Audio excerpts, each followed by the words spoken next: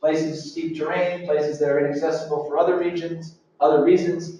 It's very difficult to implement and maintain an inventory that is truly representative of the landscape in a country as large and as diverse as Mexico. We struggle with it in the United States as well. Places like Alaska have virtually no inventory plots. As a result, they're beginning to look at technologies like LiDAR in large, remote areas like Alaska to overcome the limitations associated with field inventories, okay? Now, next. What we're often interested in, of course, is taking these measurements, often sparse measurements, and saying something at the national level with them. Often we want to make maps, okay? We want to use these data to say something, to tell a story, to provide information at the national level. And as part of the work we do, we're often trying to make maps. Next. That typically involves using field data with satellite imagery, using some sort of statistical model, okay, to make the map. That's sort of standard practice. But there's a problem. There's a problem, and there tends to be a data gap. What do I mean by data gap? I mean, we always wish we had more field data. We always, back one. We always don't have enough. We always wish we had more. We wish we had more plots here. We wish we had more plots there. We wish we had more plots in this forest type or in that forest type. There's always problems that we encounter when we're trying to do this. So, how can we overcome this gap? Well, this is where we look to LiDAR next. What if, as we've done in Mexico, and as has been done by other researchers and other practitioners elsewhere, we fly the available data with the LiDAR? Okay? We take advantage of the fact that we have this great system on the ground like INFIS, but we seek to extend it using really powerful data like LiDAR. So we actually fly the plots themselves. Okay? And in so doing, we not only collect data where the plots are, but we also collect data along the way where the plots aren't. Okay? So we're getting additional data, which is important. And then, next, we can use LiDAR as essentially a gap filler. Okay? Next. So instead of having one model, for example, we can have two. We can use the field data to calibrate our LiDAR acquisitions and make some really powerful maps of a range of different variables for these LiDAR acquisitions by themselves. Okay? But then we can develop additional models where we take the results of the first model, okay, the maps of biomass, the maps of height that we have for the individual LiDAR acquisitions, scale them up using satellite data, all right, to make maps of the entire country, all right? So LiDAR ends up being used as a scaler from few sparse field data to wall-to-wall information, all right? You can imagine how powerful this is, particularly, again, in places that are difficult to access, okay? It provides a really important purpose with a great deal of value. And keep in mind, and we'll talk about this more later, LiDAR has a range of applications, right? Not just for forestry, but even beyond, right? But if we just focus on forestry, there's a great deal that we can do with it. I'm going to talk more about that now, next. Wait, there is a question. Yes.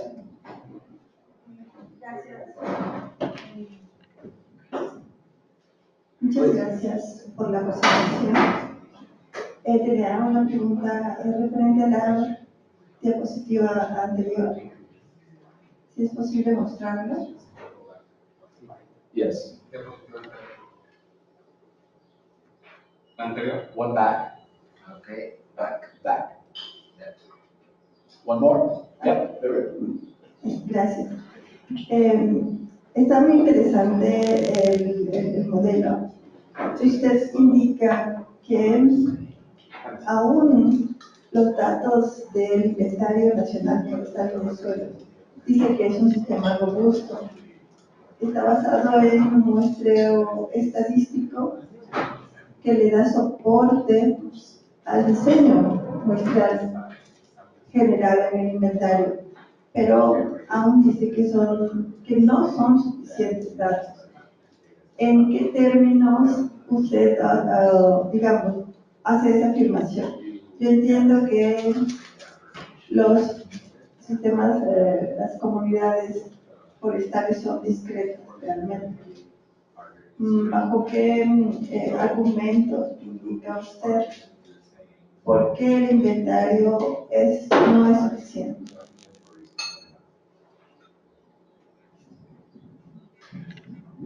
Okay, it's a very good question. First of all, during every cycle, are you able to measure every single plot, every cycle? That is the first question. Is that possible? Is it realistic?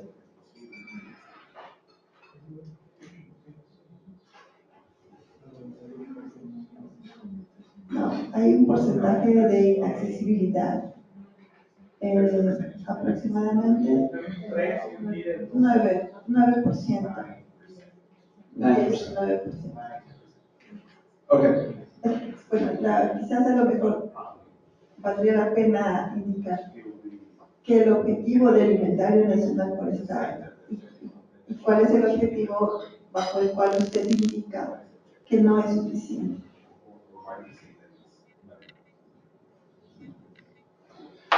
Well, I'm arguing that inventories, field inventories by themselves, okay, they obviously have their objectives, but they are difficult to maintain completely over time because of inaccessibility issues, okay? Because of financial issues, because of all sorts of issues, they can be very challenging. Now, the other thing is that while an inventory is statistically representative, okay, there's a lot more that can be done with it in terms of producing national level data when combined with spatial remote sensing data.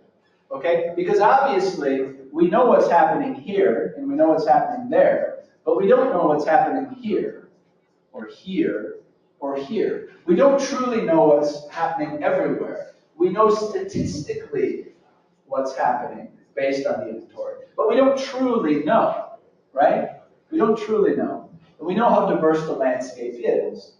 And so I'm simply arguing that with some additional data, okay, and a model like this, you can know what is happening with some degree of error, with some degree of certainty, everywhere, okay? And during the course of my presentation and this afternoon, Alessandro's, I think we'll get there. We'll get there. So whereas my argument may not be as convincing right now, maybe by the end of the day, it might be, okay? But I understand, but Ali would like to make a comment. So I think that the one important consideration is, so what is the question? What is that you want to know, right? Because I agree with you that if what you want to know is the timber volume or the biomass for your country, the National Forest Inventory is perfect. That's what is supposed to do. And they do it very well, and especially in Mexico, it's one of the most advanced design and forest inventory that you can expect. So you will get your estimate when you measure the plots and you do the analysis of the forest plot, and that's done. Great, perfect. If that is what you want, but and that is based on a sampling approach, right? When you have a wall-to-wall map, you're not even talking anymore about sampling. You are talking about the census. Okay, if you speak from a statistical point of view, it's not based on a sampling anymore. It's like a census because each single cell is a single pixel. You have the entire population pretty much. And so with that information, you can do something more. If we have an uncertainty, we will have an error. It's not perfect, you know. But it might allow you to do something more. What can you eventually do more? For example, what if you want to report at the municipality level? At the municipality level, if you use your national forest inventory, you might have not enough samples. So you can always go back and add more samples. That's totally fine.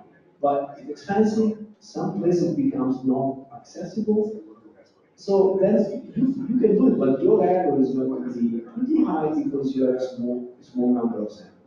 Well, you can do sort of an integration between what a map could give you in a way to sort of add samples. And then there are many other applications when you have a map. I think it's easiest one way to derive changes, for example, in binaries than using just forest inventories. Because the design of forest inventories is optimized to capture what it is there. It's not designed to capture the changes. I mean, changes are happening in like 2% of the country. I mean, so we can. This is a very interesting topic, and you know, I think we can talk more in the afternoon.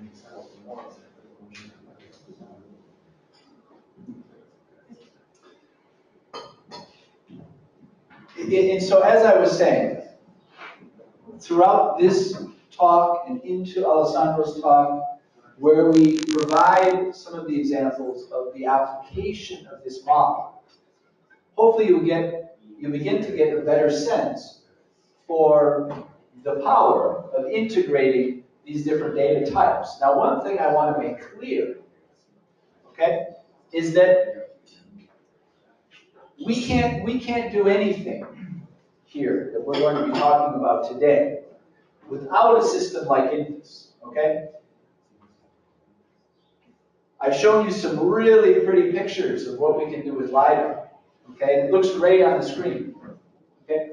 But we cannot make sense of that data without a system like INFIS. So this discussion here is not to say that INFIS is bad, LiDAR is good, okay?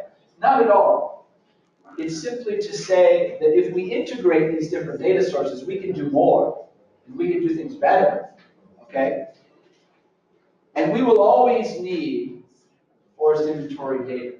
Okay, we have not gotten to the point, and I don't think we will get to the point anytime soon with remote sensing, where we will not rely, and rely heavily, on robust field inventory data for calibration and for validation.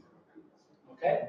Yes, we can take satellite data, we can take LiDAR data, and we can use it to extend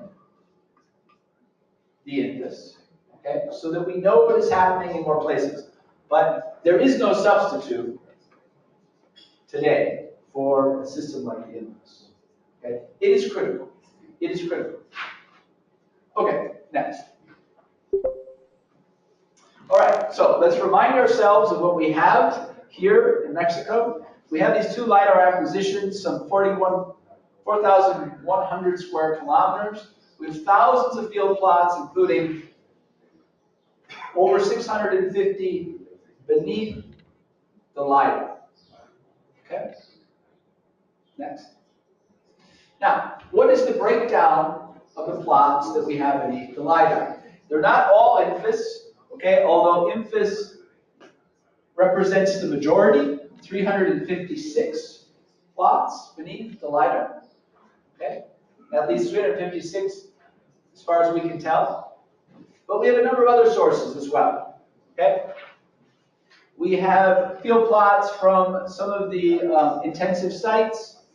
We have field plots from an MRED campaign that we undertook specifically to get more points in regions of higher biomass. Okay. We have some of the Forestry Research Network plots available to us. So we have a range of different data sources that we brought together here that constitute these 671 plots. Okay? 8 different data sources. Okay?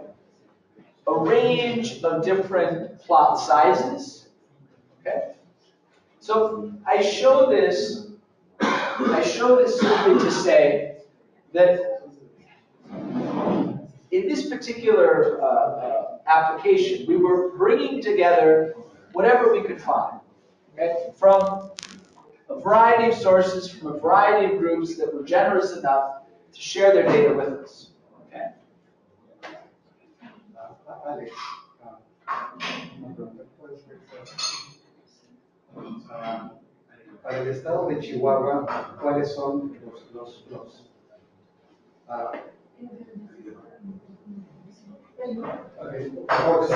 the state of Chihuahua, which are the sources? Para el estado de Chihuahua, ¿cuáles son la fuente de los plots?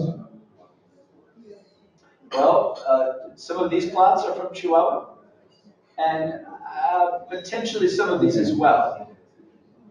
These and some of these. The rest are from other places. Right. Okay. What you see here is the distribution of those 671 plots. Okay, the little black dots that you see here are the 671 plots. I have these plots superimposed on a map of ecoregions just so that you can get a sense for the diversity of the different ecoregions that are covered by the plots that we use. Okay, if we zoom in here on the Yucatan Peninsula, you can see in blue the carto data acquisition. Here in blue, you can see the G-Lite acquisition in red. And there are plots beneath all of those flight lines, okay? And they're spread out across the country. Next. Now, in this particular application, our focus was on above ground biomass. All right, so for each plot, we wanted an estimation of above ground biomass at the plot level. And that's what you see here in this histogram. Okay? For all 671 plots, you have a value of biomass ranging from 0 to just over 600 megagrams per hectare. Okay? And you can see the distribution across those various ecoregions. Okay? So the goal, our first goal, was to generate maps of above ground biomass within the LiDAR acquisitions themselves. Okay?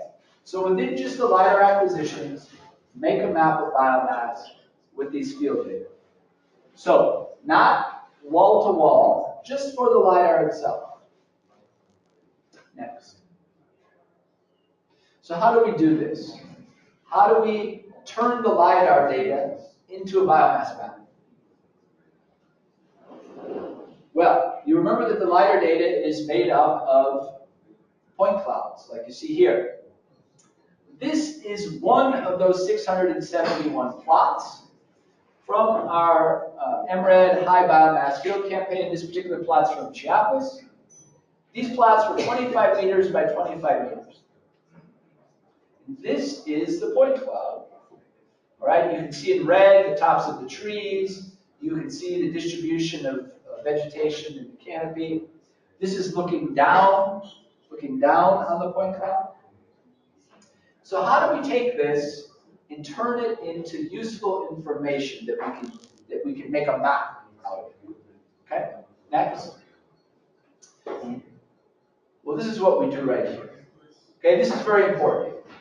This is the key piece to the puzzle right here. This is a LiDAR profile of this point cloud. How do we get from here to here?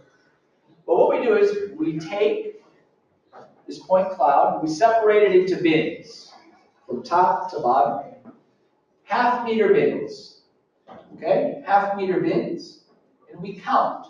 We count the number of points in each bin, all right? We plot the number of counts on this graph, all right? You can see we start here about 0, we go up to about 50 meters, which is the top. And when we look at the shape of this profile, we get a sense for the distribution of vegetative material from top to bottom, okay? You can see up here, in the middle of the crown, all right, we have the highest number of counts, and that's where we have the most vegetation material, right? This is the ground right here, and this is the very, very top of the canopy here. Now, based on our field information, we know that there was roughly 300 tons of biomass in this plot. So, this profile tells us what 300 tons of biomass looks like using LiDAR data, all right? Now let's look at some other plots. Next. Okay, this is the same plot, same profile we just looked at, but we've added 4 more. We've added 4 more from Chiapas, Campeche, Durango, Oaxaca. Right? 5 different plots where we've taken that point cloud and we've turned it into that profile. Now, what I want you to just look at is the shape. Look at the shape, how it changes. Okay? And then let's look at this biomass value.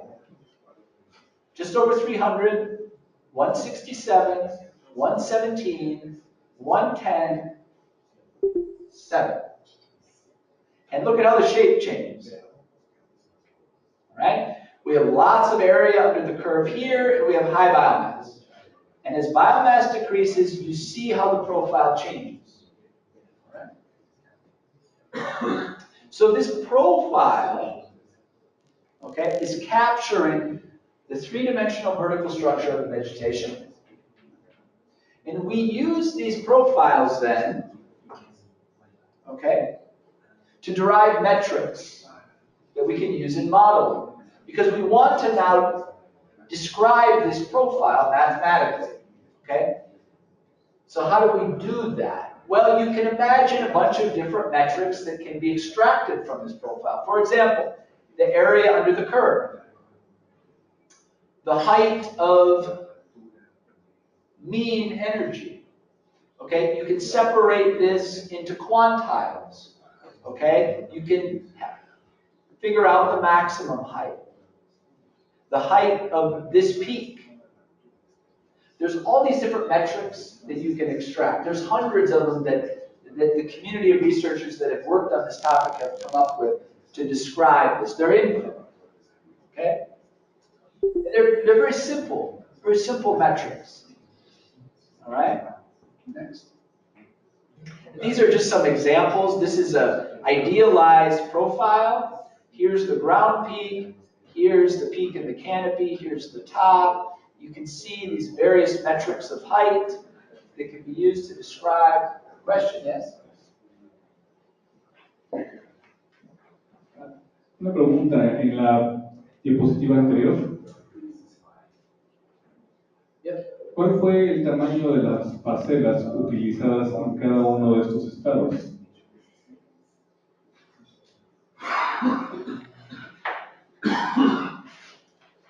So, this was from the MRED acquisition, so those plots were 25 by 25 meters. This is from the UJED research plots, and this was an INFIS plot. So these plot sizes are different than these, okay? And in these plots, we've accounted for that by normalizing the counts by area. Okay, we've adjusted the counts by the area so that the impact of area on these plots is removed. But they are different in terms of plot size. El tamaño de la parcela tiene algún efecto en la estimación que se obtiene a través del aire?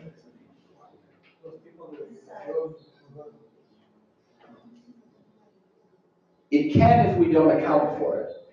Okay? We need to be able to account for it. All right, so we need to know what the plot size is, and we need to make adjustments for it so that it doesn't impart any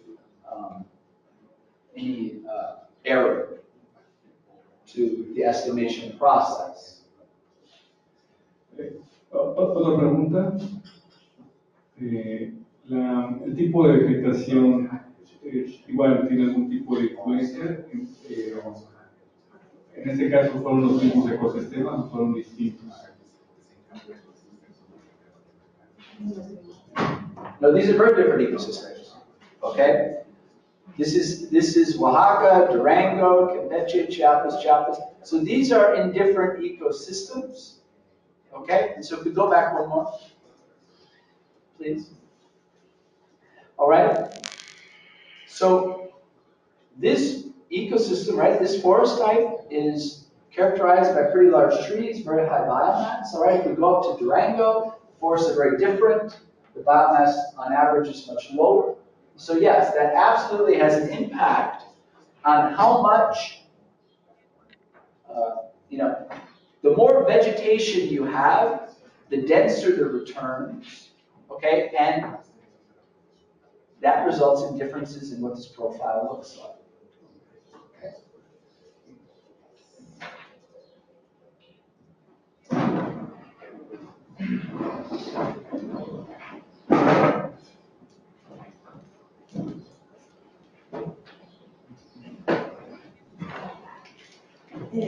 Muy interesante las diapositivas. Una pregunta, ¿el objetivo final es determinar la cantidad de biomasa? ¿Se considera de alguna manera la densidad de la madera en la contabilidad? Okay, good question. So, the ultimate objective in the application that I'm about to show you is biomass. But at this stage, that doesn't have to be the objective, okay? Because we can use these profiles, we can use this information to map anything we want, okay? Obviously, you can see one of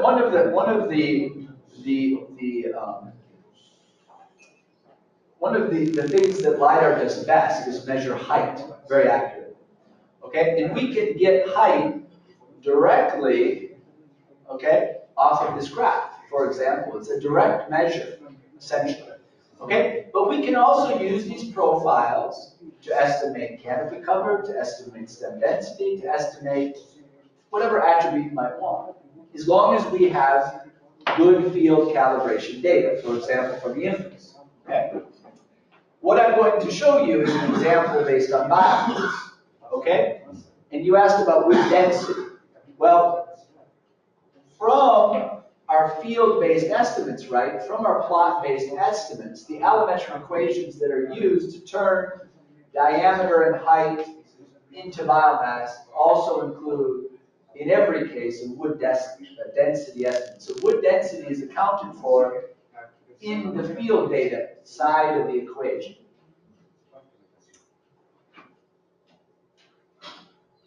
So you might think of these plots as sort of the baseline information. And then we take this baseline information and we turn it into whatever variables we're interested in. Okay? All right, next. Okay, so we have to derive these metrics from those profiles. We have to turn those profiles into useful variables. All right, and these are some examples here. Next. Okay. Then what do? Well, we develop a model.